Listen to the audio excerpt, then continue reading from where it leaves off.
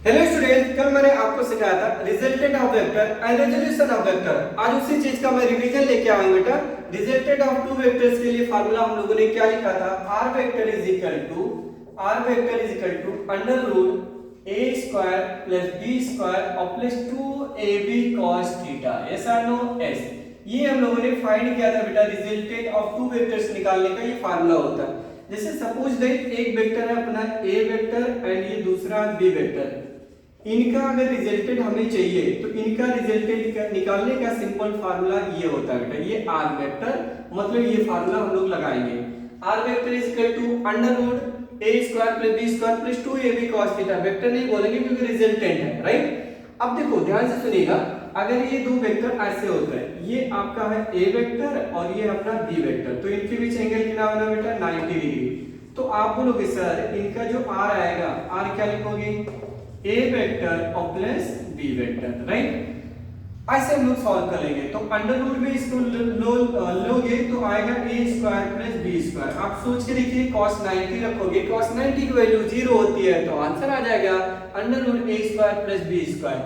That means कहने का ये मतलब है कि अगर दो डेटा दिया जैसे लाइक 3 एंड 4 दिया कि ना, a is equal to given है बेटा 3 and b is equal to given है 4। तो अगर हम लोग बात करें इनका रिजल्टेंट कुछ भी हो सकता है 1 एंड 7 के बीच। आइए समझते हैं।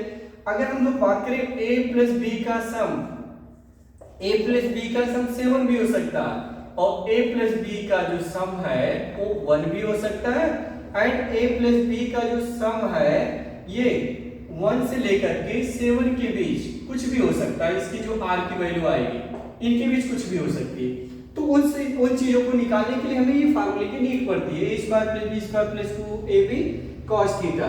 क्लियर है? डायरेक्शन निकालने के लिए हम लोगों ने बात किया था tan alpha is equal to b sin theta upon a plus b cos theta. ये फार्मूले को आपको मेमोराइज करके रख लेना बेटा। This formula and this formula is very important है इस जगह पे। क्लियर है? इसके बाद हम लोगों ने बात किया था रेजोल्यूशन ऑफ वेक्टर। क्या बात किया था बेटा? रेजोल्यूशन ऑफ वेक्टर मतलब इसी को बहुत सारे बच्चे कंपोनेंट्स बोलते हैं कि कोई ए वेक्टर है उसका कंपोनेंट्स क्या बनेगा? एक्स के लॉन्ग एंड वाई के लॉन्ग, उसी को बोलते हैं रेजोल्यूशन ऑफ वेक्टर। तो हेडिंग तो लिख लोगे आप, क्या चीज? Resolution of vector. देखो रेजोल्यूशन ऑफ वेक्टर में हम लोगों ने ये बात किया कि अगर आपका ये है एक्स एक्सिस और ये है बेटा वाई एक्सिस, ठीक है ना। तो अगर यहाँ पे कोई वैल्यू है, मान लीजिए यहाँ पे आपने मान लिया 5 न्यूटन का फोर्स लगा रहे हो, कितना? 5 ना मान के हम 20 न्यूटन मान लेते हैं, ठीक। तो ये रिजल्टेंट है और इधर से एंगल बना रहा बेटा 37 डिग्री। तो देखो कंपोनेंट्स का मतलब मैंने आपको ये सिखाया था, ये फोर्स है, न्यूटन का मतलब फोर्स। तो x के अलावा उसकी कुछ ना कुछ वैल्यू रही होगी और y के अलावा कुछ ना कुछ वैल्यू रही होगी।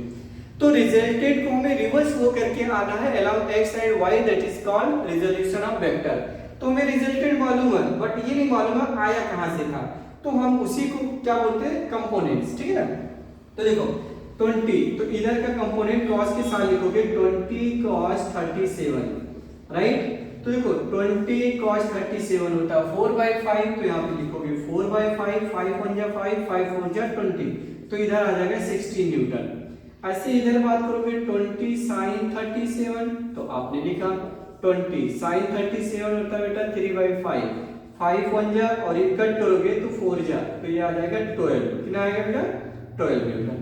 तो जब हम 12 16 और 12 का रिजल्ट लेंगे तो हमें मिल जाएगा 20 न्यूटन। कितना मिलेगा बेटा? 20 न्यूटन। इसी को बोलते हैं रिजोल्यूशन ऑफ वेक्टर। आप इसी चीज को ऐसे लिखते थे, a vector is equal to ax i cap और ay j कैप, ऐसा आप लोग लिखते आ रहे थे, ठीक है ना। ax की वैल्यू वही a cos थीटा था, ax की अगर हम बात करें तो a cos theta i cap और प्लस के हम लोग लिखेंगे a sin theta j cap. Yes yes, अब ऐसे इनको नोट कर लिए थे, ठीक है ना।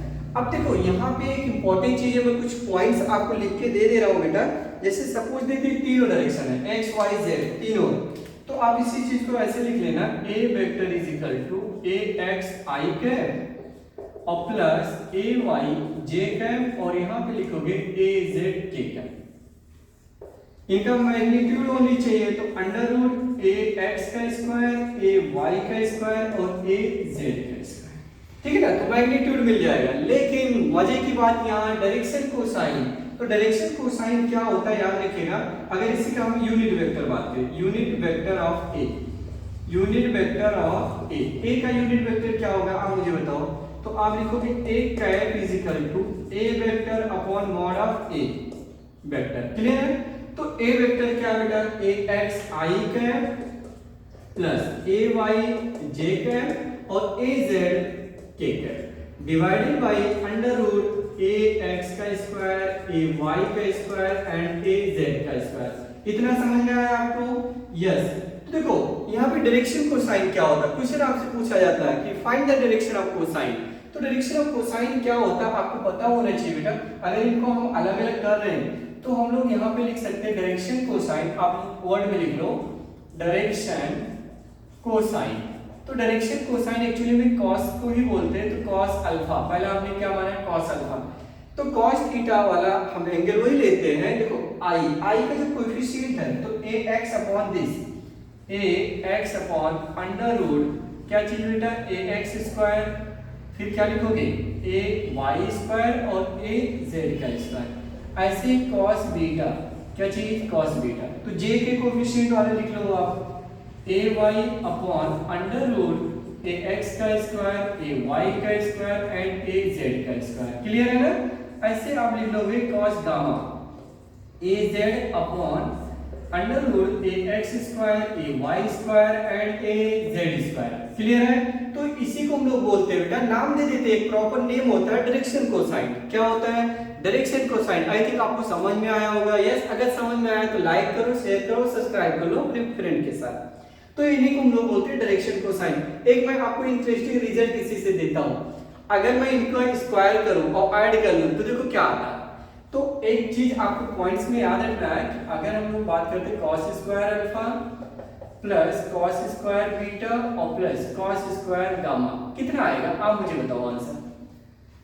देखो इनका स्क्वायर करेंगे तो ए एक्स का स्क्वायर आएगा, राइट, ए एक्स का स्क्वायर और ये रूट हट जाएगा। ऐसे ए वाई स्क्वायर अपॉन रूट हटेगा, ए जेड का स्क्वायर रूट हट जाएगा। तो एलसीएम देखो तीनों का सेम है, तो न्यूमरेटर ऐड हो जाएगा, ए एक्स स्क्वायर ए वाई स्क्वायर ए जेड स्क्वायर। वही चीज तो डिनोमिनेटर में आ रहा है, तो दोनों का ऐड हो जाएगा, तो आंसर कितना आएगा बेटा 1। तो ये याद रखिएगा कि टू जो डायरेक्शन कोसाइन का स्क्वायर अगर हम ऐड करते हैं तो उनका रिजल्टेंट 1 आता है। अब बहुत सारे क्वेश्चन में साइन पूछ लेता है, तो साइन के टर्म में क्या आएगा, sine square alpha, sine square beta, sine square gamma. आप सॉल्व करके मुझे बताइए, मैं तो बता रहा हूँ आंसर 2 आएगा। आप एक बार इनको वेरीफाई कर लेना, चेक कर लेना। मैं बोल रहा हूँ गारंटी 110% आंसर 2 आएगा, चेक कर लेना, ठीक है ना। तो आंसर 2 आ जाएगा। अब एक चीज और इसी जगह पे देखो, मैं और एक्स्ट्रा टॉपिक नहीं सिखा रहा हूँ क्योंकि कल के लेक्चर में मैं आपको सिर्फ यही सिखाया था, resolution of vector and resultant of vector, जिसमें हम लोगों ने बात किया ट्रायंगल लॉ क्या होता है, पॉलीगन लॉ क्या होता है, पैरेललोग्राम लॉ ऑफ मेथड क्या होता है। ये सारी चीजें मैंने आपको डिटेल्स में समझाया था बेटा। अगर वो नहीं देखा वीडियो तो जा करके देख लीजिए और एक नोट्स बेहतरीन तरीके से बना लो ताकि एग्जाम टाइम में आपका हेल्प हो सके। जो खुद का नोट्स बनाते हो बहुत यूजफुल होता है, आपको अभी नहीं समझ में आता, जब एग्जाम टाइम आता तो उसको रियलाइज होता है कि काश मैंने बनाया होता तो मजा आ गया होता। तो नोट्स प्लीज बनाया करिए क्योंकि आपके पास अभी टाइम बहुत है, सफिशिएंट टाइम है। जो बच्चे 10th से 11th में आ रहे हैं आप डिटेल से पढ़ते जाइए, मैं आपको हर एक चीजें क्लियर करके दे रहा हूँ, ठीक है ना। अब देखो जैसे सपोज दें आपसे क्वेश्चन पूछा a प्लस b वेक्टर, जैसे 2 वेक्टर गिवन है, a vector plus b vector, और उसके ऐसा ही दिया, मान लीजिए ऐसे ही दिया, राइट, a यहाँ पे ऐसे b के साथ तो आप ऐड करोगे तो ax प्लस bx क्या बनेगा बेटा i कैप। ऐसे लिखोगे ay और प्लस by j कैप। समझ में आया ना। जैसे a वेक्टर तो मैंने दे दिया, सिमिलरली डिटो b के टर्म में दिया, तो उनको हम ऐड करेंगे तो i के साथ ऐड होता है, j के साथ और k के साथ ऐड हो जाता है। तो आप बताओ क्या लिखेंगे हम लोग, az और प्लस bz k कैप, ये सम हो गया, राइट। अगर इनका डिफरेंस चाहिए a माइनस b, तो a माइनस b करना है तो आप लिख लेना ax माइनस क्या चाहिए bx i कैप और प्लस के ay minus by j cap और प्लस के az minus bz k cap. Clear है। तो बस आज के वीडियो में हम इतना ही बात करेंगे क्योंकि कल के लेक्चर में मुझे आपको सिखाना है क्या चीज, सब्ट्रैक्शन ऑफ वेक्टर, और भी product of vector, scalar product and dot product, और कुछ भी पॉइंट उसमें ऐड करके हम आपको सिखाने वाले कल के लेक्चर में। तो उसका नोटिफिकेशन पाने के लिए वापस से मैं बोल रहा हूँ, चैनल को सब्सक्राइब कर लीजिएगा ताकि नोटिफिकेशन आपको मिलते रहे। चलिए अच्छे से पढ़ते रहिए, एंजॉय करिए पढ़ाई के साथ। मिलते हैं नेक्स्ट वीडियो में। बाय बाय, टेक केयर, जय हिंद।